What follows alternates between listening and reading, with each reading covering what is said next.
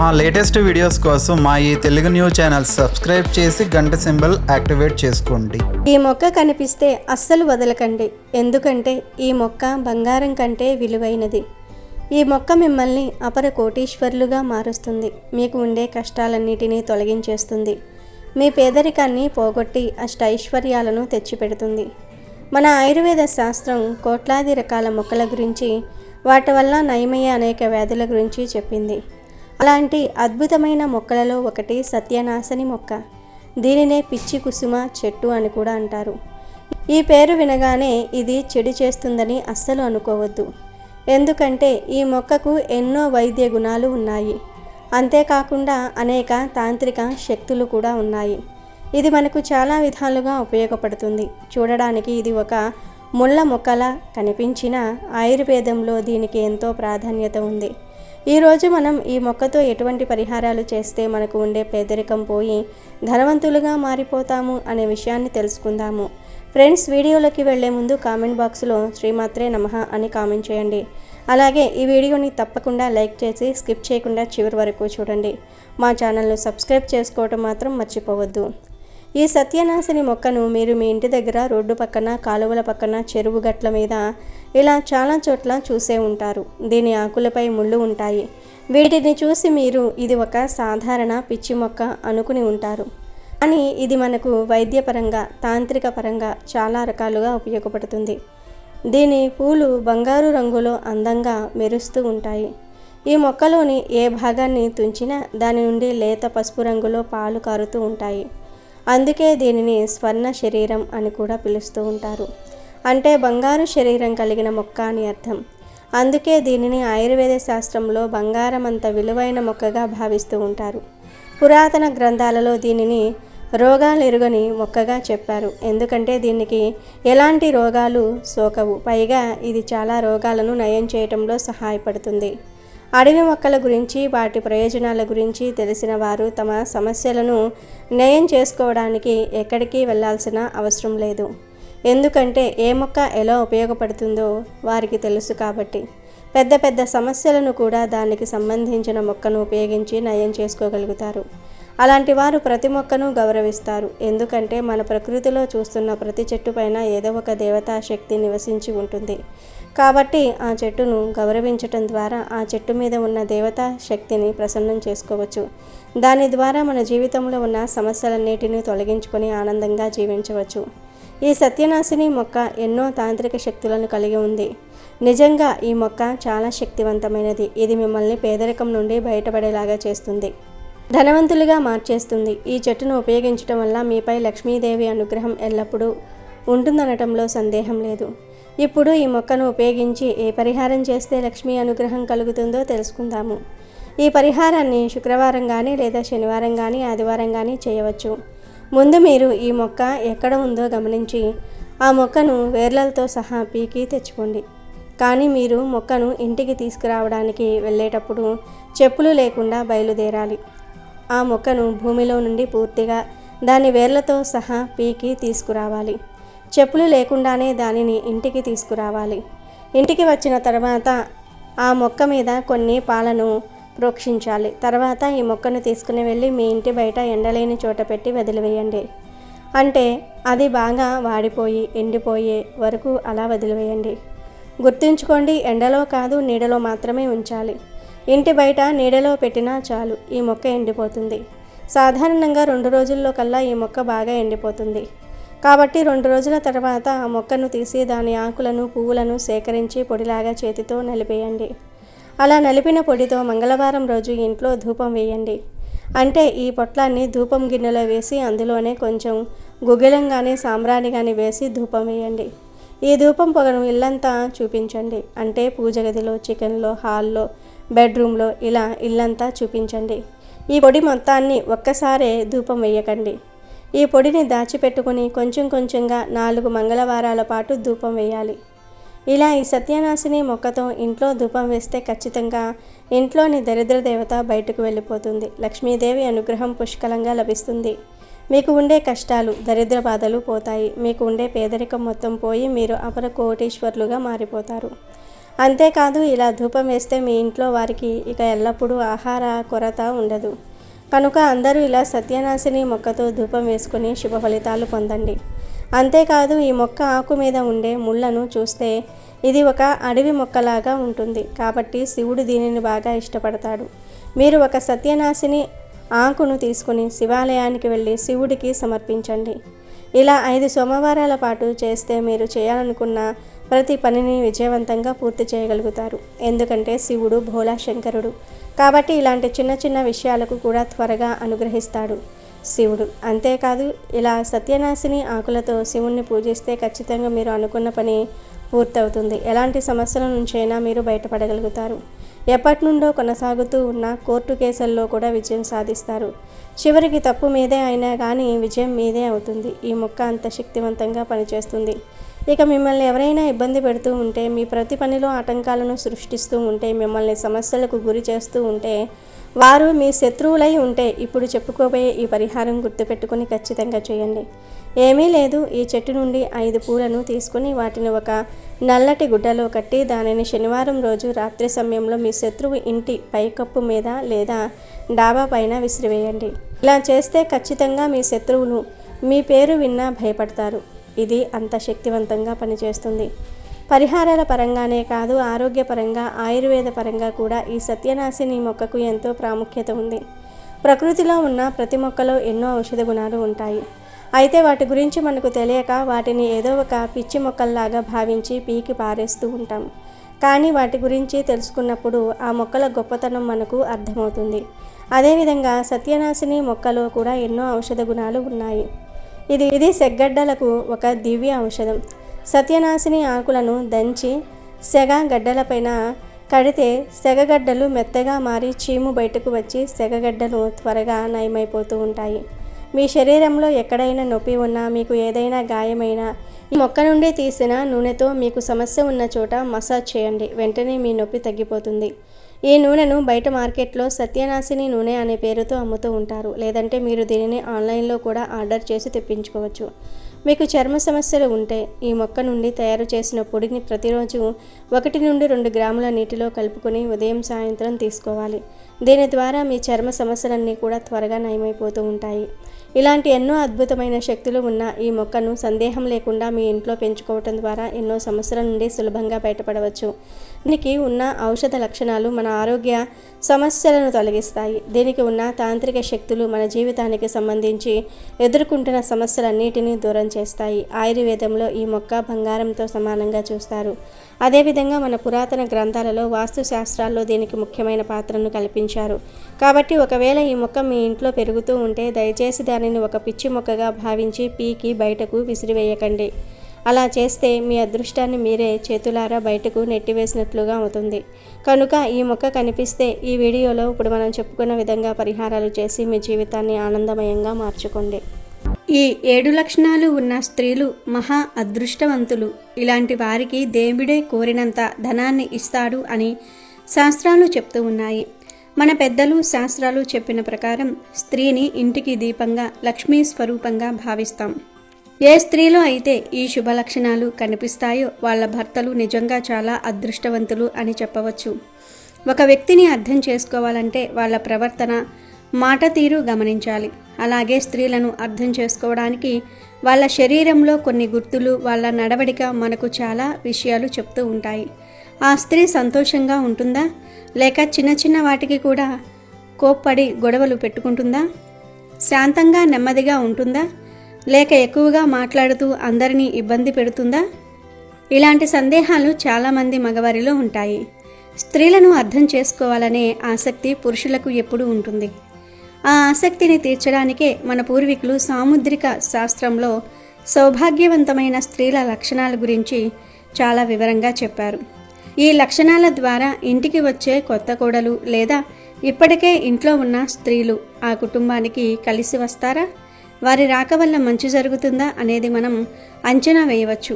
మరి ఏ లక్షణాలు ఉంటే ఆ స్త్రీ అదృష్టవంతురాలని, ఆమె కాలు మోపిన ఇల్లు సుఖ సంతోషాలతో వర్ధిల్లుతుందని మన శాస్త్రాలు చెప్తున్నాయో ఆ విషయాలన్నిటినీ ఈరోజు ఈ వీడియోలో చాలా వివరంగా తెలుసుకుందాం.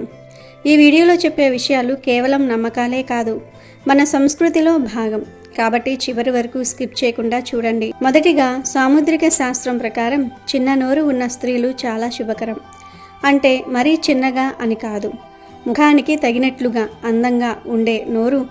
ఇలాంటి వారు మితభాషులుగా, అంటే తక్కువగా మాట్లాడుతూ ఎక్కువగా అర్థం చేసుకునే తత్వం కలవారిగా ఉంటారు. అలాగే ఏ స్త్రీ మెడ అయితే సన్నగా అందంగా సుమారు 4 వేళ్ల పొడవు ఉంటుందో ఆమె ఆ కుటుంబానికి చాలా అదృష్టాన్ని తెస్తుంది. మెడ అనేది అందానికి మాత్రమే కాదు, అదృష్టానికి కూడా చిహ్నం.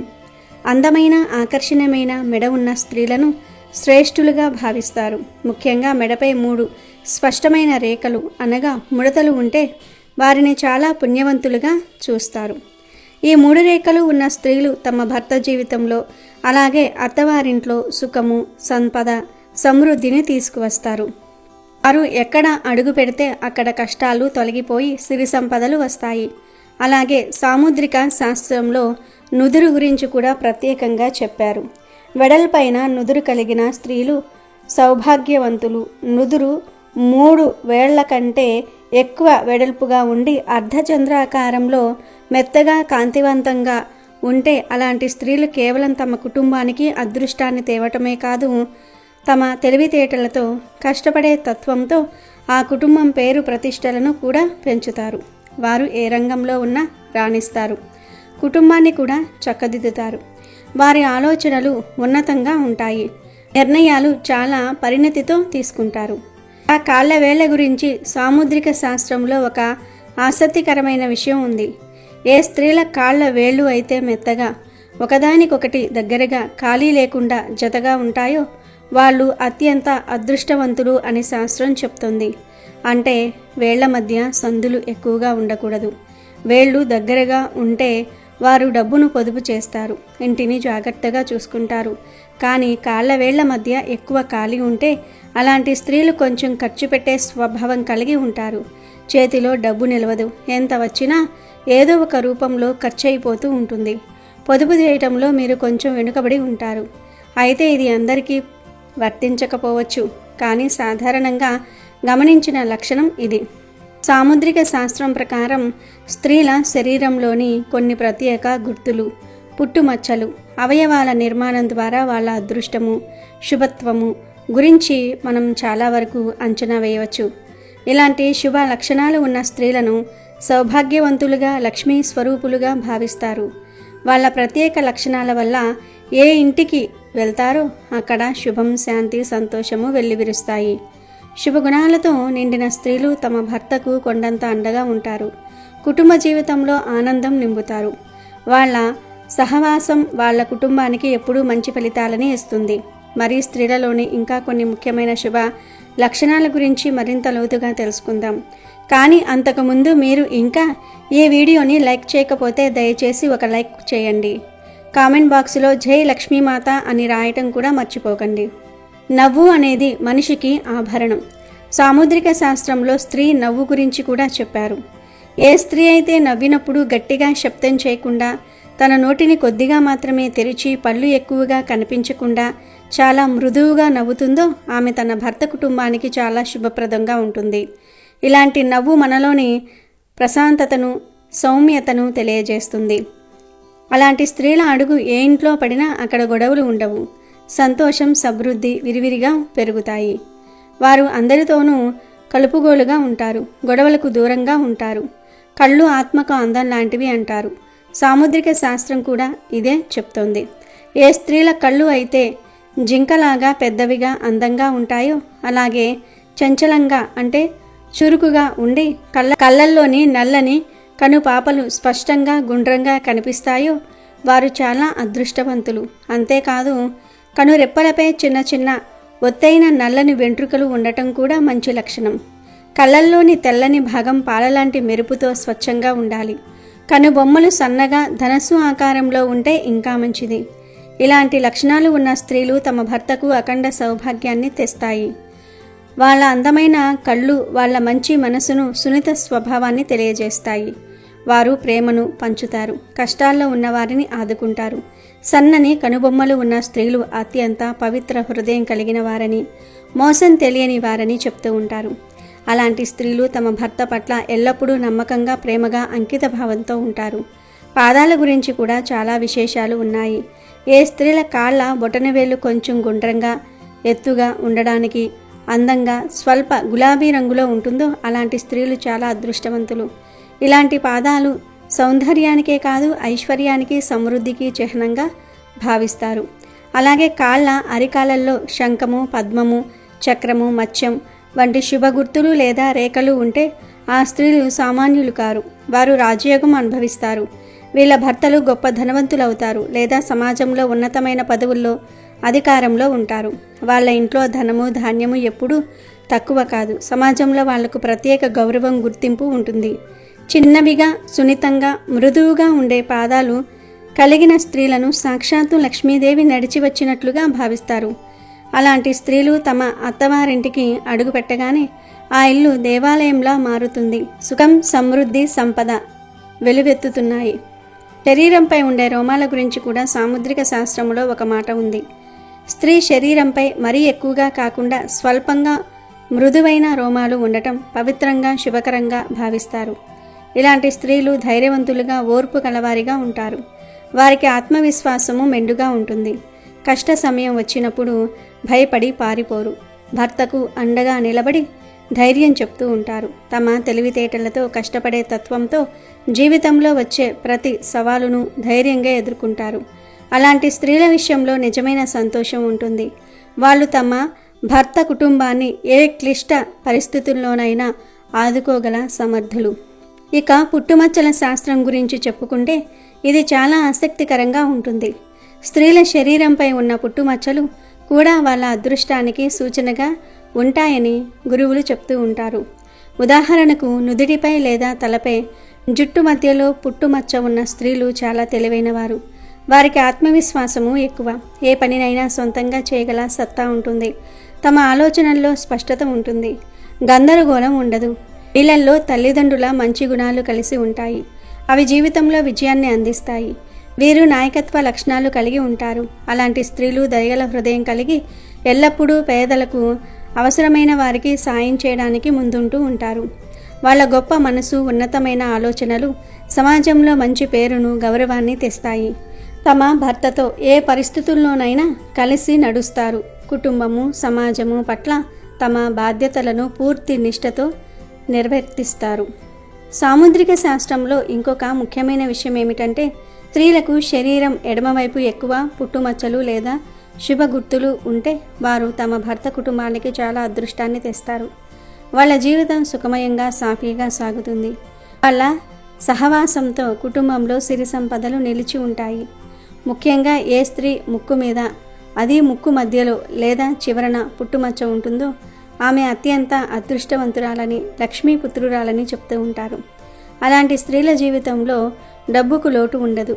వాళ్ళు ఎక్కడికి వెళ్ళినా అక్కడ సుఖము, సమృద్ధి వెల్లివిరుస్తూ ఉంటాయి. ముక్కు మీద పుట్టుమచ్చ ఉండటం లక్ష్మీదేవి కృప వాళ్లపై ఎల్లప్పుడూ ఉంటుందని సూచిస్తుంది. అయితే మీరు కొంచెం కోపిష్ఠులు అని కూడా అంటారు. కానీ వారి మనస్సు వెన్నలాంటిది. ఎడమ చెంపపై పుట్టుమచ్చ ఉన్న స్త్రీలు భోజన ప్రియులు. వారికి తినటము, త్రాగటము అంటే చాలా ఇష్టం. కేవలం తినటమే కాదు, రకరకాల వంటలు చేసి ఇతరులకు, ముఖ్యంగా కుటుంబ సభ్యులకు వడ్డించటం అంటే వారికి మహా ఇష్టం. కొత్త కొత్త వంటకాలు నేర్చుకుని అందరికీ రుచి చూపిస్తూ ఉంటారు. ఈ గుణం వాళ్ళ ఇంటి వాతావరణాన్ని ఎప్పుడూ పండగలా సంతోషంగా, ఉత్సాహంగా ఉంచుతుంది. భర్తకు, పిల్లలకు ఇష్టమైనవి వండి పెడుతూ వారిని సంతోష పెడుతూ ఉంటారు. వాళ్ళ ప్రయత్నాలతో కుటుంబ సభ్యులు ఎప్పుడూ తృప్తిగా ఉంటారు. ఇంట్లో సానుకూల వాతావరణం నెలకొంటుంది. విరిగా ప్రవర్తన గురించి మాట్లాడుకుందాము. ఏ స్త్రీల మాట అయితే తీయగా, మృదువుగా, గౌరవంగా ఉంటుందో, ఎవరైతే పెద్దలను గౌరవిస్తారో అలాంటి స్త్రీలు అందరికీ ప్రియమైన వారు. అందం ముఖంలోనే కాదు, మాటల్లో కూడా ఉండాలి. కఠినంగా మాట్లాడకుండా, ఎదుటివారి మనసు నొప్పించకుండా మాట్లాడే స్త్రీలు తమ ఇంటికి సుఖం, శాంతి, సమృద్ధిని తెస్తారు. వీళ్ళు సోమరితనం లేకుండా కష్టపడే స్వభావం కలిగి ఉంటారు. తమ స్నేహశీలతతో, మంచి ప్రవర్తనతో అత్తమామల బంధువుల మనసు గెలుచుకుంటారు. వాళ్ళ తీయని ప్రవర్తన కుటుంబంలో ప్రేమ, ఐకమత్యం నిలబెడుతుంది.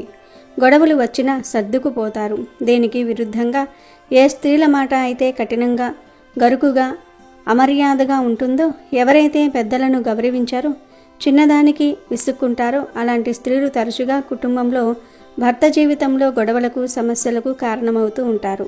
వాళ్ళ అమర్యాదకరమైన ప్రవర్తన, కోపం తమకు మాత్రమే కాదు మొత్తం కుటుంబానికి కూడా బాధలు, మానసిక ఒత్తిడిని తెస్తుంది. ఇల్లు నరకంలా మారుతుంది. ఈ విధంగా సాముద్రిక శాస్త్రం ప్రకారం స్త్రీల శుభలక్షణాలు వాళ్ళ వ్యక్తిత్వము, అవయవాల నిర్మాణము, పుట్టుమచ్చలు, స్వభావంతో ముడిపడి ఉంటాయి. ఈ శుభగుణాలు కలిగిన స్త్రీలు తమ జీవిత భాగస్వామికి, కుటుంబానికి ఎల్లప్పుడూ సౌభాగ్యాన్ని, అదృష్టాన్ని తెస్తారు. వాళ్ళ ప్రతి అడుగు ఇంట్లో సంతోషాలను నింపుతుంది. జీవితంలో సుఖము, సమృద్ధికి కారణమవుతుంది. ఫ్రెండ్స్, ఈ సమాచారం అంతా మన పురాణాలు, సాముద్రిక శాస్త్రం మరియు ప్రజల ఆసక్తిని దృష్టిలో పెట్టుకుని ఇవ్వబడింది. జ్యోతిష్యము, ఆధ్యాత్మిక ఉపాయాలను, ఇలాంటి నమ్మకాలను మీ విశ్వాసము, భక్తితో అనుసరించండి.